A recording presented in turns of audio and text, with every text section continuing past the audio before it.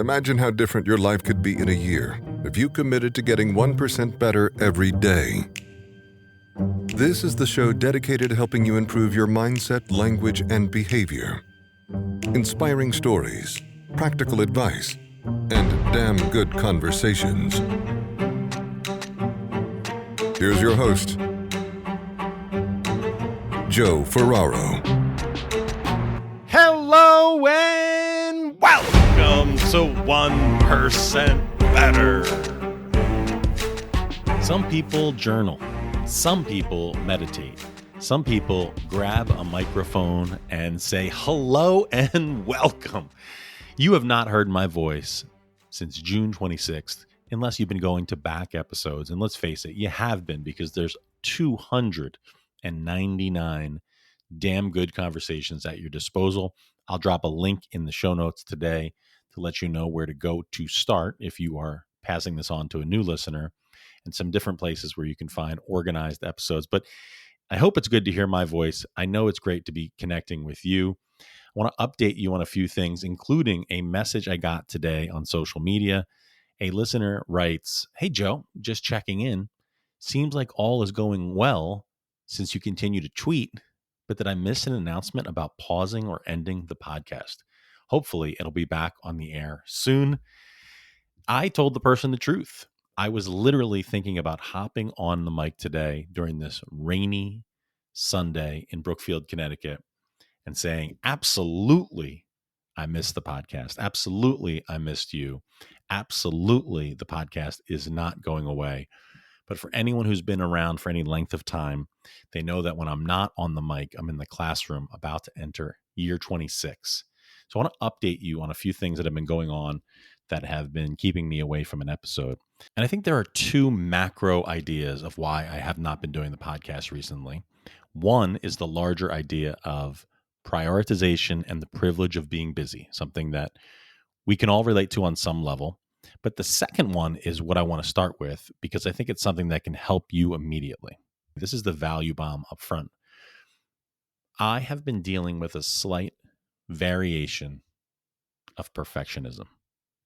This is a very unique strain, and I think it's real, and I think you can probably relate to it. And even though my situation is specific to me, I think you'll find yourself in it at times. It's a cousin, maybe a direct relative of overthinking. It's breaking up of routines, causing stagnation at times. And it's trying to think about, well, my philosophy on milestone episodes is that it's quote unquote just another episode, but we should still celebrate the milestone. If we're thinking of being a runner, when we get to that milestone, I think it originated in ancient Greece with marathoners, it is something to celebrate, but we want to keep going forward. And instead of going forward, instead of just grabbing a mic and putting out episode 300 like it's nothing, I have looked at my 6 episodes and I have said, I have 6 recorded damn good conversations with amazing people. I have to pick one. I get to pick one for episode 300. And I stare at the list and I say, how the hell am I going to prioritize one over the other? I get as much thrill from releasing a conversation with one of the most famous people I've ever interviewed, with the person you've never heard of, and I get to bring them to you. So I stare at the list and I stare at the conversations and I say, I have no idea how to decide this. I think 300 for some people will be, oh my goodness, this is an anniversary episode. And I've just stared at the microphone and I've just thought about it and I've talked to a few people about it. And guess what the result is? Nothing. I have abdicated the advice that I've given so many of you, that done is better than perfect, that shipping it has its own value. And I've created not excuses, but reasons why the episode has never come out. Now, let's not forget what I said at the top. It's not like, I wish, I was sitting on a beach all summer, and it's not like I've been doing manual labor all summer. There's a lot going on a positive note, and I couldn't be more lucky and more privileged to be able to push pause. But a combination of that perfectionism, that overthinking, that not making a decision, that trying to be perfect, and a heck of a lot of other cool things happening have stopped me from episode 300. So as you've noticed, I didn't slap episode 300 on this. I want to be intentional with what I choose. And if you are listening to this and you have a damn good idea for episode 300, whether it's a guest introduction, whether it's a concept idea, joe at 1%betterproject.com.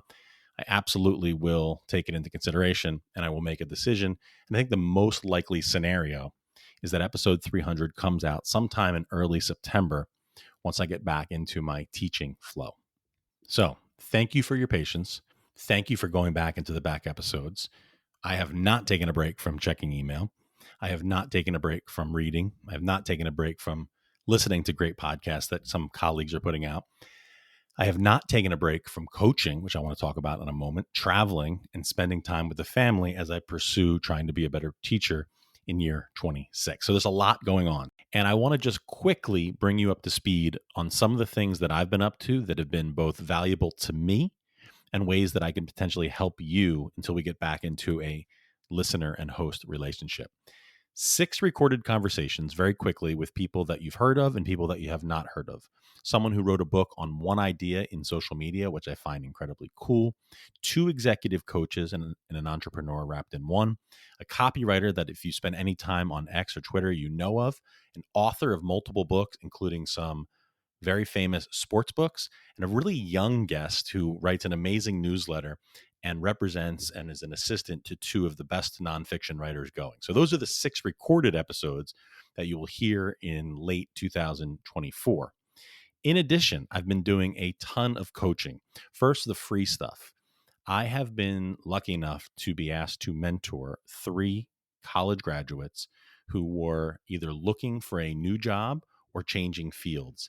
And through different connections and relationships, 2 of the 3 former student athletes of mine, I've just done some pro bono coaching with them, and it's been incredibly rewarding. So if you have a young person in your life that potentially needs some sharpening up on job interview skills or is looking to present themselves in a certain way, feel free to send them my way. That is something that I can always make space for. My roots in education allow me to do a lot of free work there and a lot of low cost work for people who are in that specific situation. And I really enjoy that quite a bit. So that's some of the coaching that I've been doing. In addition to work with young adults like that, I just completed an amazing coaching engagement with one of my all-time best clients. This was an author who was launching a book and wanted to work through some keynote presentations, some podcast readiness, some media appearances, and it was really incredible for that person to invest in me so that now they can go out and put their message out there in the best way forward. If that sounds like you, I do have some space in the late summer, early fall for that. After concluding that engagement, I've been lucky enough to bring in another client, which came from a referral. A listener of the podcast referred me to this person, and I am forever grateful. So if you know of someone who you think I can help, by all means, pass that name forward and see if I have some space and if it's a mutual fit in the fall. This client is a high rising executive who wants to level up their communication. And the company itself has realized that they want to invest in this person. They are a superstar in the business. And like so many of us, they can continue to improve their executive presence. They can continue to sharpen presentation skills. Many of us can continue to get better at our presentation skills. And you can see that being a very vertical ladder in the corporate world. So that is a client that I will begin working with in earnest today, tomorrow, and for the foreseeable future. I'm excited about that engagement. If that sounds like you or someone you know, that's something I might have space for this fall. I had the opportunity to invest myself in 2 coaches over the last couple of months. One is an incredible executive coach who has helped me with prioritization, setting a vision for the next few months or years of my life, getting into consistent habits around health and fitness, and even getting into the podcast and communication coaching space where, hey, what do I want to show up for? Who do I want to make myself available for?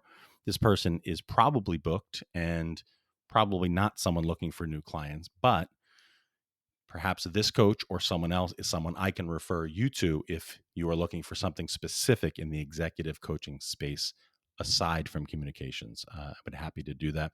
I also invested some time and resources to work with a coach to continue to make better products for listeners like you. for my clients and to kind of put out better work as I go. That has been really rewarding. That's someone I would refer to you in a heartbeat if you're looking for someone to sharpen up a masterclass like he helped me with, polish up a course, finish up a piece of writing, have a better presence on social media. That's someone I'm happy to make introduction to. The end result of that, which I don't even know if the coach saw coming, was once upon a time I created a course called Asking Damn Good Questions, and I have now refreshed that into a masterclass. And I'm in between hosting sites. These are details that might not matter to you. But if you are looking to invest in a masterclass on asking better questions, whether it's in the job interview world or whether you're an executive that you want to be more familiar with questions that you might be up against, there'll never be a more affordable time to buy this masterclass. I've polished it up. I've added a few details, and it's the least expensive it will ever be. So if you have any curiosity around a masterclass on asking better questions, send me an email and I will make sure it gets to you in the most cost-effective way possible before I make a transition to some fancy platform or something like that. Two other quick things. I got a chance to go to a wedding of two former students, one a former student athlete marrying one of my former students. I could talk about that entire experience on probably a whole other episode, but I just wanted to mention it to, I don't know, just smile and take a deep breath and say how amazing it was to see two people there that I was some small part of their lives as they grew up, and to see them now joined and to invite me to that wedding. It is not a cliche to say those things mean so much. San Diego is the best city in the United States to visit. I found that out this summer. Anyone who's ever been to San Diego, we should have an email exchange that has nothing to do with business or communication and just brag about the beach, the climate, the people, the food. I wanted to say weather again. The food that we discovered, the different sights to see, the history, just some great, great stuff. Also had the opportunity to be a guest on the 90 Feet Away podcast with Eric Holtz. Really cool opportunity to be interviewed by someone with whom I taught his three children and coached two of them in baseball, and continue to be close with the family today. That is a unique look at me on the other side of the mic if you are interested in that. And finally, trying to be a better teacher. Year 26 is just days away. And I want to be damn good in the classroom. I mean, I'll have almost 100 students at my disposal. English 12, the last stop before college for many of my students, a public speaking elective, and perhaps a creative writing course or an English 9 course to undertake this fall. I'm really excited. I thought about it once.